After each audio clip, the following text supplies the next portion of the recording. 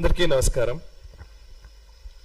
Telangana journalist union నిర్వహిస్తున్న ఈ round table సమావేశానికి వచ్చినటువంటి అతిథులందరికీ, ఆయా సంఘాలని రిప్రజెంట్ చేస్తున్నటువంటి ప్రముఖులందరికీ కూడా పేరు పేరున ధన్యవాదాలు, అభినందనలు. ఇదే ప్రెస్ క్లబ్ లో కొన్ని రోజుల క్రితం ఒక రౌండ్ టేబుల్ సమావేశం నిర్వహించారు. అది చూసిన వెంటనే నాకు నిజంగా ఒక్కసారిగా మళ్ళీ 12 ఏళ్ల క్రితం లేదా 10 ఏళ్ళు 8 ఏళ్ల క్రితం పరిస్థితులన్నీ ఒక్కసారిగా గుర్తొచ్చి నేను ఒక వీడియో కూడా చేశాను. యాక్చువల్లీ అందులో ఏంటంటే, ఈ ఆంధ్ర బూట్ల కింద తెలంగాణ ఇంకెంతకాలం నలిగిపోవాలి అనే కాంటెక్స్ట్ లో ఒక టైటిల్ పెట్టారు. 12 సంవత్సరాల తర్వాత మనం మాట్లాడుతూ ఉంటే దానికి నిజంగా ఆ రౌండ్ టేబుల్ సమావేశంలో నేపథ్యం ఏంటి, అసలు సడన్ గా తెలంగాణకు ఆంధ్రకు గొడవ ఏంటి, తెలంగాణ వర్సెస్ ఆంధ్ర అనే కోణం ఎందుకు వచ్చింది, ఇది నాకు అసలు వచ్చిన ఫస్ట్ ప్రశ్న. దానికి ఏంటంటే నేపథ్యం ఏంటి అని అంటే కనుక, ఒక ప్రొఫెసర్ నాగేశ్వర్ గారు చేసిన వ్యాఖ్యలు, ఆ వ్యాఖ్యలకు జనసేన పార్టీ లేదా తెలుగుదేశం పార్టీ నుంచి వచ్చినటువంటి రియాక్షన్స్, అనంతర కాలంలో ఏదో ఒక తెలంగాణ వర్సెస్ ఆంధ్ర అన్న కోణంలోకి మారిపోయింది. నిజానికి ఆ వ్యాఖ్యలు చేసినట్టు నాగేశ్వర్ గారే వ్యాఖ్యలు వెనక్కి తీసుకుంటానని ప్రకటించారు. వ్యాఖ్యలు వెనక్కి తీసుకుంటానని ప్రకటించిన తరువాత ఒక రౌండ్ టేబుల్ పెట్టి తెలంగాణ వాళ్ళ మీద దౌర్జన్యం ఏంటి అనే, అసలు తెలంగాణకి ఆంధ్రకి గొడవ ఏంటి, ప్రొఫెసర్ నాగేశ్వర్ గారు ఎందుకు వచ్చారు దీంట్లోకి, ఇక్కడే నాకు అసలు కొంచెం కన్ఫ్యూజ్ అయింది. ఎందుకు అంటే, గతంలో నేను హెచ్ఎం టీవీలో పనిచేశాను. తెలంగాణ ఉద్యమం పీక్స్ లో ఉన్న టైంలో తెలంగాణ వాదిగా లేదా వాదాన్ని వినిపించే వ్యక్తిగా, ఇంకా చెప్పాలంటే అసలు మీడియాలోకి వచ్చే కొత్తల్లోనే అనేక వివక్షలకు గురైనాం మేము. తెలంగాణ ప్రజలు వివక్షలకు గురైన మాట వాస్తవం. దీన్ని ఫస్ట్ మనం అంగీకరించి మిగతా డిస్కషన్ మనం చేద్దాం. ఎందుకు అనంటే, అసలు తెలంగాణ నుంచి వచ్చిన వ్యక్తికి వీడికి తెలుగు భాషనే రాదు, వీడు అసలు ఏం న్యూస్ చదువుతాడు అన్న రోజులు నాకు తెలుసు. నా ముఖం మీదనే చెప్పిన రోజులు కూడా నాకు తెలుసు. ఈ సోకాల్డ్ మాటలు మాట్లాడింది ఎవరో ఆంధ్ర వాళ్ళు అని వదిలేయడానికి వీల్లేదు. వాళ్ళంతా పక్కా కమ్యూనిజం నుంచి వచ్చినటువంటి జర్నలిస్టులే ఈ మాటలు అన్నది. నేను చాలా స్పష్టంగా చెప్తున్నాను. మామూలుగా న్యూట్రల్ గా ఉండే జర్నలిస్టులే వాళ్ళే నన్ను. బట్ అఫ్ కోర్స్ దాన్ని ఛాలెంజ్ గా తీసుకున్నాము, అధిగమించే ప్రయత్నం చేశాము, డిక్షన్ ఇంప్రూవ్ చేసుకున్నాము, ఒక దశకు వచ్చాం. నేను 2013లో సిడబ్ల్యూసి ప్రకటన వచ్చింది జూలై 31 రోజున, నాకు గుర్తుంది. జూలై 31 రోజు సిడబ్ల్యూసి తెలంగాణకు అనుకూలంగా ప్రకటన చేసిన రోజు లైవ్ లో కూర్చున్నాను నేను 10 టీవీలో. ఆ టైంలో 10 టీవీ యాజమాన్యము సిపిఎం పార్టీకి పెట్టినటువంటి ఛానల్ అది. అక్కడ కమ్యూనిస్ట్ పార్టీ సిపిఎం పార్టీ సమైక్యవాదానికి కట్టుబడి ఉంది, వాళ్ళు సమైక్యవాదమే ఉండాలని అన్నారు. అండ్ దానికి మేనేజింగ్ డైరెక్టర్ గా అప్పుడు ప్రొఫెసర్ నాగేశ్వర్ గారు పనిచేశారు. నాకు తెలిసి 2013-14 టైంలో ఏపీ ఎన్జిఓల సభ నాకు చాలా గుర్తుంది. ఏపీ ఎన్జిఓలు ఇక్కడ సభ నిర్వహించినప్పుడు ఎల్బీ స్టేడియం దగ్గర ఒక సమైక్యవాది ఒకడు ఇలా ఆ పక్కన అసెంబ్లీని వాటిని చూపించుకుంటూ ఇట్లా గొంతు కోస్తానని చెప్తున్నటువంటి విజువల్ ని పదే చూస్తూ బాధపడ్డ రోజులు తెలుసు. దాన్ని రిపోర్ట్ చేసిన రోజులు కూడా నాకు గుర్తున్నాయి. ఆ రోజులు ఉన్న ఎమోషన్స్ చాలా సీరియస్, ఒక పీక్స్ లో ఉన్న ఎమోషన్స్ లో ఉన్నప్పుడు ఇందాక ప్రసాద్ గారు అంటున్నారు, నిజంగా ఆ రోజులు ఉన్న పరిస్థితుల్లో మేము మా అనుభవాలు మాకు గుర్తొస్తుంటే కూడా ఒక్కోసారి అనిపిస్తూ ఉంటుంది, ఒక చారిత్రక సందర్భంలో మనం ఉన్నాం కదా అని. ఆ టైంలో ఓవైపు కేసీఆర్ సభ వస్తున్నా, ఓవైపు తెలంగాణ సభలు ప్రొఫెసర్ కోదండరామ్ గారు, అప్పుడు ప్రొఫెసర్ జయశంకర్ గారు వీళ్ళు మాట్లాడుతున్నటువంటి సభల్ని తక్కువ నిడివి ఇచ్చి, ముఖ్యంగా సమైక్యవాదానికి ఎక్కువ నిడివి ఇచ్చినటువంటి ఛానల్ గా 10 టీవీకి ఆ రోజుల్లో ముద్ర ఉంది తెలంగాణ ప్రజల్లో. ఇవాళ ఏం మాట్లాడుతున్నాం మనం, తెలంగాణ వాది ఎప్పుడయ్యారైనా, నాకు ఇది అర్థం కాలే. రెండోది, తెలంగాణ వాదమే నిజంగా ఈ రోజు గొడవ కాదు. వాళ్ళ దృష్టికోణం వేరు. ఎప్పుడైనా సరే వాళ్ళు ఒక విలన్ ని తయారు చేస్తూ ఉంటారు. కమ్యూనిస్ట్ సిస్టమ్ అంతా కూడా మొదటి నుంచి మనం అబ్జర్వ్ చేస్తే ఒక విలన్ ని తయారు చేస్తారు. ఆ విలన్ ని చూపించి మొత్తం ఆటంతా ఆడుతూ ఉంటారు. వాళ్లకు విలన్ ఎవరు అని అంటే గనక మొదటి నుంచి కూడా వాళ్ళు కొంతకాలం పాటు బ్రిటిషర్ల దౌర్జన్యాలన్నింటినీ వైట్ వాష్ చేయడం కోసం హిట్లర్ అయిన తోని తీసుకొచ్చి పెట్టారు. హిట్లర్ ను మించిన మారణ హోమం సృష్టించిన వ్యక్తి నిజాం. మీరు లెక్కలేసి చూసినా కూడా హిట్లర్ ను మించి మారణ హోమం సృష్టించినటువంటి వ్యక్తి నిజాం. ఇప్పుడు మనం తెలంగాణ వాదం అన్న ప్రతిసారి తెలంగాణ అన్న పదం రాగానే నిజాం చరిత్ర వరకు పోయి ఆగిపోతుంది. నిజాం చరిత్రతో కట్ చేసేస్తారు అంతే. ఏంటిది? నిజాం మెడలు వంచింది ఎవరు? నిజాం మీద సాయుధ పోరాటం చేశారు కమ్యూనిస్టులు. దాంతో నిజాం పక్కకు నిజాంని రజాకార్ ప్రభుత్వాన్ని దించేశారు. సర్దార్ పటేల్ గారు వచ్చారు. విలీనమా విమోచనమా మళ్ళీ అక్కడ కన్ఫ్యూజన్ క్రియేట్ చేసి వదిలేశారు. నిజాం తెలంగాణ కాదు. నేను ఎప్పుడు పదే పదే నా తెలంగాణ ఉద్యమ కాలం నుంచి ఇప్పటి వరకు చెప్తూ ఉన్నాను. నేను నిజాం తెలంగాణ అసలైన తెలంగాణ కాదు. కాకతీయుల తెలంగాణ అసలైన తెలంగాణ. ఈరోజు మనం మాట్లాడుతున్న ఈ నిజాం కట్టించిన ఈ పెద్ద పెద్ద బిల్డింగ్లు భవనాలు కాదు. కాకతీయుల సాంస్కృతిక వైభవం ఈరోజు తెలంగాణ తీసుకోవాలి. ఇది నా మొదటి వెర్షన్. ఎందుకు అంటున్నానంటే, మీరు అబ్జర్వ్ చేస్తే నేను 2001 ఆ టైంలో, నేను ఇంటర్మీడియట్ ఆ టైంలో హైదరాబాద్కి వచ్చాను. హైదరాబాద్కి వచ్చిన కొత్తల్లో నాకు తెలిసి ఇక్కడ ఉన్న వాళ్ళందరి అనుభవంలోనే ఉంటుంది. నాకు తెలిసి ఇక్కడ ఎక్కువ హిందీలోనే మాట్లాడేది, మొత్తం ఉర్దూలోనే మాట్లాడుతూ ఉండేది. బస్సుల్లో కూడా పాసులు తీసుకుంటే పాసులలో కూడా హిందీ ఉంటేనే ఇక్కడ బతకగలుగుతామనే భావన ఉండేది. నాకు తెలిసి ఎప్పుడైతే ఐటీ బూమ్ మొదలైందో, కొంత ఆంధ్ర వాళ్ళ ఇక్కడికి రావడం మొదలు పెట్టారో, అప్పుడే మనకు కొంచెం తెలుగులో మాట్లాడడం అలవాటు అవుతూ వచ్చింది. 2003, 2004 తర్వాత నుంచే తెలుగులో ఎక్కువ మాట్లాడడం. హైదరాబాద్ బేసికల్లీ అంటే ఏంటంటే, ఇదంతా ఒక ఇస్లామిక్ కల్చర్ గా దీన్ని చూపించే ప్రయత్నం. నేను ఎప్పుడు అంటూ ఉంటాను, ఉస్మానియా బిస్కెట్ లో నా సంస్కృతి ఎందుకు అవుతుంది? ఉస్మానియా బిస్కెట్ లో ఇరానీ ఛాయ్నో నా తెలంగాణ సంస్కృతి ఎందుకు అవుతుంది? అయితే గీతే సర్వపిండి నా సంస్కృతి అవుతుంది. కానీ ఈ మాట నేను పదే పదే అంటే ఏంటంటే, కావాలని ఒక ఇస్లామిక్ వాదనని తెలంగాణలో జొప్పించి అదే తెలంగాణ అనే కోణంలోకి దాన్ని తీసుకొచ్చి నిజాం చాలా గొప్పవాడని కీర్తించినటువంటి నా దాఖలాలు కూడా మనకు తెలుసు. ఇప్పుడు ఇక్కడ జరుగుతున్న ఈ వివాదం అంతా కూడా, ఈ తెలంగాణ వర్సెస్ ఆంధ్ర వివాదం అంతా కూడా ఎందుకు తీసుకొస్తున్నారంటే, ఒక వ్యక్తి కోసం జరుగుతున్నది కాదు. రాబోయే రోజుల్లో జరిగే రాజకీయ పరిణామాలను ముందే ఊహించి దాన్ని జరగకుండా చేసే ఒక కుట్ర. రాబోయే రోజుల్లో తెలంగాణలో రాజకీయ సమీకరణలు మారబోతున్నాయి. ఈ మారుతున్న రాజకీయ సమీకరణలను దృష్టిలో ఉంచుకొని ఆ వైపు అడుగులు వేయకుండా, అంటే ఒక సాంస్కృతిక జాతీయవాదం వైపు తెలంగాణ అడుగులు వేస్తోంది. తెలంగాణ గడ్డ కమ్యూనిజం ని చూసింది, సోషలిజం ని చూసింది, అనేక ఇజాలను చూసింది, ఈవెన్ మావోయిజం, నక్సలిజం ని కూడా చూసింది. ఇక మిగిలింది హిందూయిజం. ఈ హిందూయిజం రాకుండా ఉండాలంటే ఇవాళ తెలంగాణ వర్సెస్ ఆంధ్ర గొడవ మొదలు కావాలి. సో ఇది గొడవ మొదలైతే ఇప్పుడు ఇక్కడ హిందుత్వ, సాంస్కృతిక జాతీయవాదము లేదా జాతీయవాద భావనలు ఇది చెప్పేటువంటి భారతీయ జనతా పార్టీ లోపలికి రాదు, అండ్ దానికి అనుకూలంగా ఉండేటువంటి వ్యక్తులు లోపలికి రారు. సో కోణంలోనే ఇప్పుడు ఈ యాక్టివిటీ అంతా నడుస్తోంది.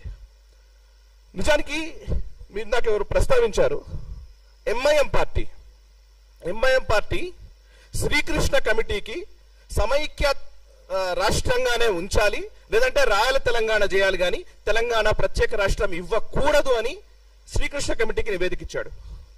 ఆ ఎంఐఎం తోటి టిఆర్ఎస్ పార్టీ 10 సంవత్సరాలు పొత్తు పెట్టుకుంటది, కాంగ్రెస్ పార్టీ ఇప్పుడు పొత్తులోనే ఉంటది.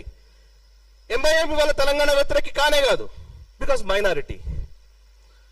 ఇక దానం నాగేందర్, నాకు గుర్తు హెచ్ఎంటీవీలో ఉన్న టైంలో దానం నాగేందర్ అనుచరులు దాడి చేస్తే ఉస్మానియా యూనివర్సిటీ విద్యార్థులతో డిస్కస్ చేసిన రోజులు నాకు తెలుసు. స్టూడియోకి వస్తే ఈవెన్ అందులో అప్పుడు రాజారాం యాదవ్ అనుకుంటా, లేకపోతే OUJSకి సంబంధించిన మన కొప్పుల రాజు, ఇట్లా చాలా మంది విద్యార్థులు వస్తే విద్యార్థులతో ఇంటర్వ్యూలు చేసిన రోజులు నాకు తెలుసు. దానం నాగేందర్ అనుచరులు వచ్చి కొడితే ఇక్కడ దెబ్బలు చూపించినటువంటి విషయాలు తెలుసు. వాళ్ళ వెనక్కి చూస్తే కనబడుతుంది. దానం నాగేందర్ 10 సంవత్సరాలు టిఆర్ఎస్ పార్టీలో ఉంటాడు, తర్వాత ఇప్పుడు కాంగ్రెస్ పార్టీలో ఉంటాడు. ఆయన తెలంగాణకు వ్యతిరేకం కాదు, రేవంత్ రెడ్డి. సో ఆయన తెలంగాణకు వ్యతిరేకం కాదు. అసలు ఏం మాట్లాడుతున్నారు వీళ్ళు? ఇంకోటి, ఇప్పుడు ఈ మధ్య కాలంలో మనం తెలంగాణ, ఈవెన్ కొండా సురేఖ మానుకోటలో, మహబూబాబాద్ అనుకుంటా, మహబూబాబాద్ లో అక్కడే కదా మానుకోటలో రైల్వే స్టేషన్ లో రాళ్ళు ఇస్తున్నారు. అప్పుడు ఇదే హరీష్ రావు వీళ్ళందరూ పోతుంటే రిపోర్ట్ చేసినాం లైవ్ రిపోర్టింగ్ లో. సో అంటే ఆ మానుకోట విధ్వంసం మర్చిపోయారు. టిఆర్ఎస్ పార్టీలో కొండా సురేఖ జరగానే అయిపోయింది, తెలంగాణ వాదం పోయింది, అన్ని మిగతా వచ్చినాయి.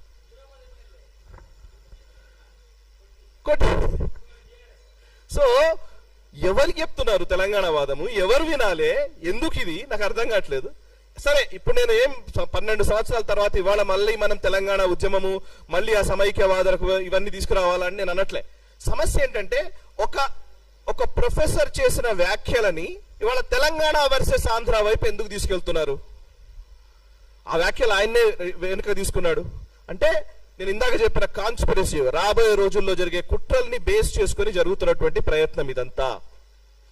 ఇక చివరిగా కమ్యూనిస్ట్ పార్టీలు తెలంగాణ ఉద్యమానికి లేదా తెలంగాణ రాష్ట్రం ఏర్పడాలని సిపిఐ ఏమో సపోర్ట్ చేస్తుంది, సిపిఎం ఏమో సమైక్యవాదం అంటది, తెలంగాణకు వ్యతిరేకంగా స్టేట్మెంట్ ఇస్తుంది.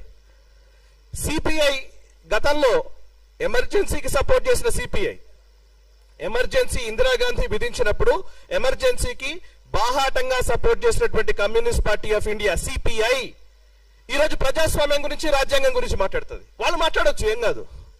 మావోయిస్టులు అసలు రాజ్యాంగమే ఉండకూడదు, బూర్జువా రాజ్యాంగం అని చెప్పినటువంటి నాయకులు, బూర్జువా రాజ్యాంగం ఇది, ఈ రాజ్యాంగం పనికిరాదు, ఈ రాజ్యానికి వ్యతిరేకంగా కొత్త రాజ్యం క్రియేట్ చేయాలి, అది విప్లవం ద్వారానే సాధ్యపడుతుందని చెప్పినటువంటి మావోయిస్టులు వరవరరావు గారిని అరెస్ట్ చేయగానే మాకు మానవ హక్కులు ఉన్నాయా అంటారు. మానవ హక్కులు ఎక్కడ ఉంటాయండి? రాజ్యాంగంలో ఉంటాయి. రాజ్యాంగం కల్పించిన హక్కులు కావాలి, కానీ రాజ్యాంగానికి విరుద్ధంగా పోరాడతారు. ఇంత హిపోక్రసీ, ఇది ఒక ద్వంద్వ ప్రమాణాలతో కూడినటువంటి ఈ హిపోక్రసీని పదే పదే పదే పదే తెలంగాణ ప్రజలకు రుద్దే ప్రయత్నం జరుగుతోంది. ఈ రుద్దుతున్న ఈ విషయాన్ని ప్రజలకు తెలియజేయాల్సిన బాధ్యత మనందరిపైన ఉంది. ఆ ప్రయత్నం చేస్తున్నందుకు ఫస్ట్ అభినందనలు. ఇక చివరిగా పొలిటికల్ ఈక్వేషన్స్ చూద్దాం. 2009 ఎన్నికలలో టిఆర్ఎస్, టీడీపీ, అదేవిధంగా కమ్యూనిస్టులు అందరూ కలిసి పోటీ చేస్తారు. తెలుగుదేశం పార్టీ చంద్రబాబు నాయుడుతో 2009లో పోటీ చేస్తే తప్పులేదు. 2004కు వచ్చేసరికి బీజేపీతో జతగట్టేసరికి తెలుగుదేశం పార్టీ కథం అయిపోయింది, అంటరాని పార్టీ అయిపోతుంది. ఓకే, 2018కి వచ్చేసరికి ఇదేదో కాంగ్రెస్ పార్టీ మాత్రమే. 2018లో కాంగ్రెస్ పార్టీ, తెలుగుదేశం పార్టీ, కమ్యూనిస్టులు, ప్రొఫెసర్ కోదండరామ్ గారి పార్టీ, తెలంగాణ జన సమితి, టీజేఎస్ పార్టీ, వీళ్ళందరూ కలిసి మహాకూటమి కట్టారు. 2018లో మన వెనక్కి చూస్తే మనకు ఇమేజెస్ కూడా కనబడతాయి, ఆ ఇంటర్నెట్ లో ఇప్పటికీ ఉన్నాయి. ఉత్తమ్ కుమార్ రెడ్డి గారు, మల్లు భట్టి విక్రమార్క గారు, అటు ప్రొఫెసర్ కోదండరామ్ గారు, ఈవెన్ రాహుల్ గాంధీ, చంద్రబాబు నాయుడు గారు, వీళ్ళందరూ కలిసి ఒకటే స్టేజ్ మీద ఉంటారు 2018లో. 2018లో తెలంగాణ వాదం లేదా? ఇవాళ మాత్రం తెలంగాణ వాదం వచ్చిందా? అంటే మనకు అవసరమైనప్పుడు ఒకలాగా, మనకు అవసరం కానప్పుడు ఒకలాగా. సో ఈ పంథాలోకి ప్రజల్ని తీసుకెళ్ళి వాళ్ళకి ఎప్పుడు అనిపిస్తే అప్పుడు, అంటే ఆడ్ డే ఈవెంట్ డే అంటుంటారు, వాళ్ళకి అనిపించిన రోజు ఒకలాగా, వాళ్ళకి అనిపించిన రోజు ఒకలాగా. సో ఇప్పుడు మనం ఏమైనా మాట్లాడారు, మీరు తెలంగాణ ద్రోహులు, లేదంటే మీరు ఆంధ్ర ద్రోహులు. ఈవెన్ ఆంధ్రాలో కూడా ఇదే పరిస్థితుంది. ఏమైనా ఎక్కువ మాట్లాడారు మీరు ఆంధ్ర ద్రోహి. సో వాళ్ళ వైఫల్యాల్ని కప్పిపుచ్చుకోవడం కోసం మనకు ఒక కొత్త పదాలని క్రియేట్ చేసి దాన్ని విలన్ గా, అట్లాంటి వ్యక్తుల్ని విలన్లుగా చూపించి వాళ్ళ పబ్బం వాళ్ళు గడుపుకుంటున్నారు. మిత్రులారా, ఈ సందర్భంగా ఒకే ఒక మాట, కశ్మీర్ విషయంలో మనం చూసాం. నిన్న పవన్ కళ్యాణ్ గారు అన్న మాటని వీళ్ళందరూ ఏం చేస్తున్నారంటే తెలంగాణ వాదం ఉగ్రవాదమా అలా ఎలా అంటారని వ్యాఖ్యలు చేస్తున్నారు. నేను చాలా సింపుల్ గా చెప్పాలనుకున్నా. మొట్టమొదట కశ్మీరీ వాదం కూడా కశ్మీర్ వేరు, కశ్మీరియత్ అనే ఒక మాట నుంచే పుట్టింది. కశ్మీరియత్ వేరు, ఈ భారతదేశానికి కశ్మీరియత్ కి డిఫరెన్స్ ఉంది అనే మాటతోటే అది పుట్టింది. పుట్టిన తర్వాత దాన్ని రాజకీయ పార్టీలు దాన్ని అలాగే పెంచి పోషించాయి. ఆర్టికల్ 370 పెట్టి, 35 ఏళ్ళు పెట్టి, మీరు వేరు మేము వేరు అనే భావనని ఒక 50 ఏళ్ళు క్రియేట్ చేశారు. 1980-90లకు వచ్చేసరికి మారణ హోమం సృష్టించారు, కాశ్మీరీ హిందువుల్ని తరిమేశారు. కవిత సపోర్ట్ చేసింది. ఎస్, ఇదే కవిత కశ్మీర్ ని ఎలాగైతే మీరు భారతదేశం తీసుకుందో అట్లా తెలంగాణలో మీరు ఎక్సీడ్ చేశారన్నామే స్టేట్మెంట్ మీరా. ఓకే, సో వీళ్ళందరూ వాళ్ళకు అనిపించిన కశ్మీర్ లో కూడా ఇట్లాంటి భావన వచ్చిన సందర్భాలు ఉన్నాయి. ఇందాక మిత్రుడు మంచి మాట చెప్పారు. మనము ఒక విషయాన్ని ఏం చేస్తారంటే వాళ్ళకి అవసరమైనప్పుడేమో కులాన్ని తీసుకొస్తారు, అవసరం లేనప్పుడు కులాన్ని తీసుకురారు. ఫర్ ఎగ్జాంపుల్, బంగ్లాదేశ్ లో హిందువుల మీద దాడులు జరుగుతున్నాయి, పాకిస్తాన్ లో హిందువుల మీద దాడులు జరుగుతున్నాయి. అక్కడ హిందువులు అంటారు ఎందుకంటే తెలివిగా, అక్కడ నిజానికి ఈరోజు దాడులకు గురవుతుంది దళితులు, బడుగు బలహీన వర్గాలకు చెందిన వాళ్ళు చాలా మంది వాళ్ళ దాడులకు గురవుతున్నది. అక్కడ పాకిస్తాన్ వాళ్ళు అక్కడే మగ్గిపోయారు. కొంచెం అగ్ర కులాలకు చెందిన వాళ్ళు వీళ్ళు బయటకు వచ్చేసారు, అంతో ఎంతో డబ్బులు కొంత కూడగట్టుకున్నారు, ఏదో చేసి వచ్చేసారు. బట్ అక్కడ నిలిచిపోయిన వాళ్ళంతా వాళ్ళే. జోగేంద్రనాథ్ మండల్ ఉదాహరణ. జోగేంద్రనాథ్ మండల్ గారు ఇలాగే అంబేద్కర్ గారు లాగా ఆయన పాకిస్తాన్ కి సపోర్ట్ చేశారు, దళిత నాయకుడు, బంగ్లాదేశ్ కి సంబంధించి ఆయన అక్కడ వెళ్ళిన వ్యక్తి. 1950కి వచ్చేసరికి ఊచకోతలు కోయడంతో ఆయన వచ్చి మళ్ళీ కోల్కతాలో సెటిల్ అయ్యారు. సో దళితుల పైన జరుగుతున్నటువంటి దాడుల విషయం వస్తేనేమో పాకిస్తాన్ లో మైనారిటీలు చేసే ముస్లింలు చేసే దాడులు వచ్చినప్పుడేమో హిందువులు ముస్లింలు అదొక ఇరు వర్గాల ఘర్షణ. ఇక్కడ మాత్రం అగ్రవర్ణాలు దళితులపై ఊచకోతలు. సో సెలెక్టివ్ అప్రోచ్, ఈ సెలెక్టివ్ అప్రోచ్ తోటే ఇవాళ తెలంగాణ వర్సెస్ ఆంధ్ర అనే ఒక లేని అంశాన్ని తెరపైకి తెచ్చారు.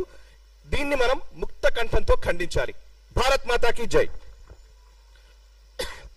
తెలంగాణ ఉద్యమం ఏ ఒక్కరి సొత్తో కాదు, సబ్బండ వర్ణాలు ప్రతి ఒక్కళ్ళు, అంటే ఇందులో సకల జనుల సమ్మె అనే మాట పేరుకు చెప్పలే, సకల జనులు కలిసి పోరాడినటువంటి నేల ఈ తెలంగాణ.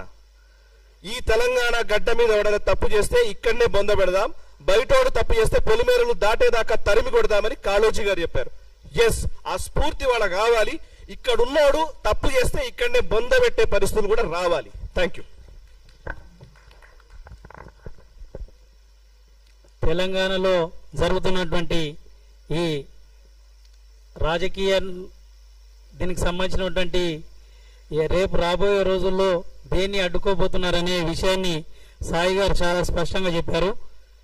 ఇక కులాన్ని కూడా అవసరం ఉన్నప్పుడు వాడుకోవడం, దాంతో రాజకీయంగా వాళ్ళు పబ్బం గడపడం కోసం కులాలకు చేసింది ఏం లేదు, కానీ దాన్ని పబ్బం గడుపుకోవడం కోసం మాత్రమే చేసిరని అన్ని చాలా క్లుప్తంగా వివరించారు. ఇంకా కూడా తెలంగాణలో చాలా అంశాలు ఉన్నాయి. మనం రోజు గ్రామాల్లోకి పోతే వడ్లు లేనటువంటి రైతులు రోడ్ల మీద పోసుకున్నటువంటి పరిస్థితి ఇంకా కూడా మనం చూస్తూనే ఉన్నాం. వాటి గురించి రాజకీయ నాయకులు మాట్లాడటం లేదు, ప్రభుత్వాలు కూడా మాట్లాడటం లేదు. రైతులు వడ్లు అమ్ముకున్న తర్వాత నెలలు గడిచినా